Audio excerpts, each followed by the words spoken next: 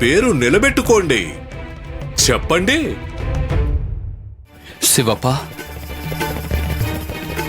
ఆ పత్రం మీద ఉన్న సంతకం మీదే.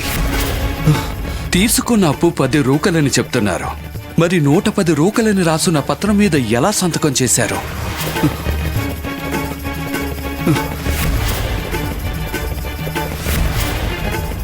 ఈ పత్రం చాలా పెద్ద సాక్ష్యాధారం.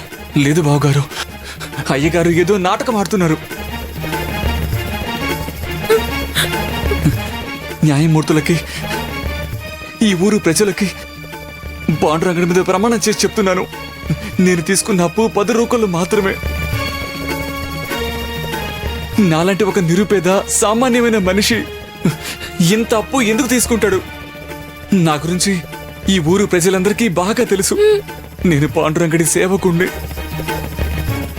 ఆడంబరాలకి ఆశపడ్ను, ధర్మాన్ని నమ్ముకున్నవాణ్ణి.